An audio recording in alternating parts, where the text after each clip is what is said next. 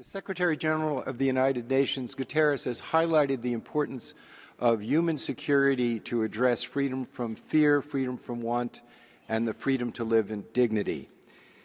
An example of a role of a civil society organization working with the United Nations and with civil society organizations in business and nations would be the World Academy of Art and Science, which created a program in partnership with the UN Human Security Trust to advance the concept of human security as far and wide as we possibly could. I'm a trustee and a fellow of the World Academy, which was founded by Albert Einstein, Bertrand Russell, Robert Oppenheimer, to address the dangers of science and technology arising from the nuclear bomb.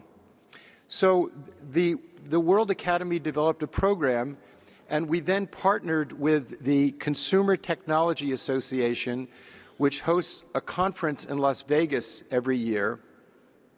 The last one they had over 135,000 participants, 60% of the Fortune 500 companies, over 1,000 speakers, 4,300 exhibits. It is simply the largest technology and business conference in the world ever. And the central theme of that conference was human security. Awards were given to companies that have technologies that reduce the use of fossil fuel, create less pesticide use, that enhance the lives of people and have the criteria of human security. So this is an example of a civil society organization working directly with the United Nations to upgrade a concept that's necessary for a sustainable future. There are other examples that I could give. For example, the Middle Powers Initiative, which was an initiative of 8 international NGOs working together with middle power countries for over a decade to bridge the gap between the maximalist demands of many countries, which I think is morally correct, for the immediate abolition of nuclear weapons, and the intransigence of the nuclear weapon states to fulfill their legal obligation to negotiate disarmament. Well, that organization, we had 3 conferences with President Carter at the Carter Center, had over 30 nations participating. Middle power countries were able to profoundly influence the nuclear non-proliferation treaty agenda. And that work was done in conjunction with civil society organizations working as a network. So there are many examples of how civil society organizations can amplify the interests of member states and the United Nations system.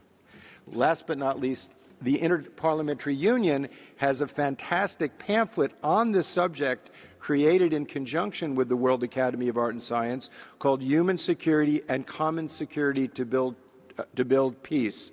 I urge all members of IPU to use this great pamphlet to advance human security. Thank you. System. So I'm wondering, Jonathan, if you could kind of speak to how do we overcome that challenge where member states don't have the incentive to give space to other voices? This goes to the issue that you were talking about, efficiency. Efficiency is a how. The problem we have in modernity is the why. So we have law without justice, medicine without healing, education without character. Building weapons, the more you perfect them, the less security you obtain. Art without beauty. Philosophy about philosophy, the how of philosophy, and not about the pursuit of truth. And a preoccupation with efficiency, which is valuable for running a business, valuable for achieving a clearly determined goal. But right now, our key institutions are melting the polar ice cap, putting at risk the regenerative processes of nature, and we don't have a moral challenge to this distortion. I would propose that the universal moral, ethical foundation of families, communities, religions is found in the Golden Rule in some articulation. Either do unto others or refrain from harming others in ways you don't want to be harmed. But all of those ethical principles were stated only with your contemporaries. But today, we're literally the first time in human history where we're putting at risk the very future of humanity. And we need an ethical argument, not just an efficiency argument. In many ways, the SDGs are argued as an efficiency. But I would argue that it's not an efficiency issue. It's an issue of our moral responsibility.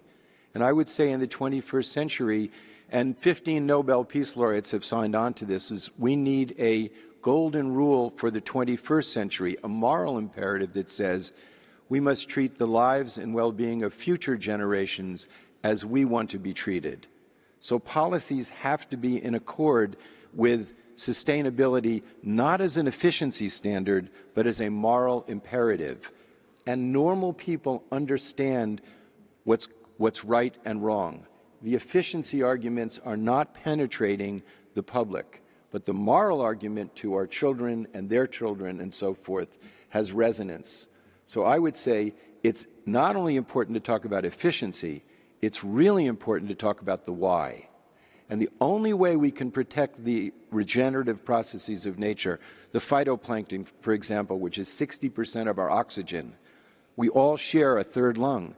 The only way we can protect that is collectively through a cooperative common security system.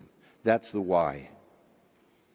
Can I push back and ask, in this world that we live in now of hard power, whether that kind of moral argumentation can work with member states? I sat in the plenary discussions just before this and heard many of you in the room talking about the constant violations of the so-called rules-based international order. Those kinds of arguments, do they land right now?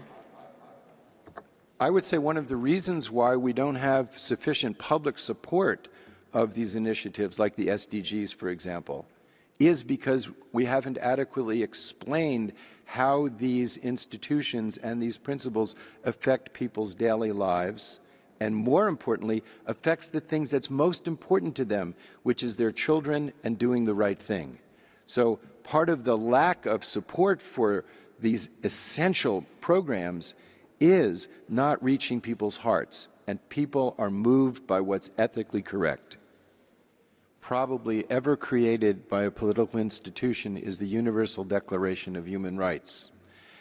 20 years ago, Anna Cataldi, the courageous woman who kept photographing in Sarajevo during the siege, raised several $1 million and produced over 1 million passports with the Universal Declaration of Human Rights to be given to high school students. But that's unsustainable. It's too expensive. But since then, over 70% of the world's high school students have access to these things. And so at a very low cost, every high school student could get a copy of the Universal Declaration of Human Rights that's so empowering, and a teaching module appropriate to your nation of how these rights need to be protected. And the Universal Declaration speaks to all people, including youth, and they need to know that they have the right to speak up. And if they were to have the Universal Declaration of Human Rights, so I would urge that every parliament ensure that every student in every high school has a copy of that empowering document.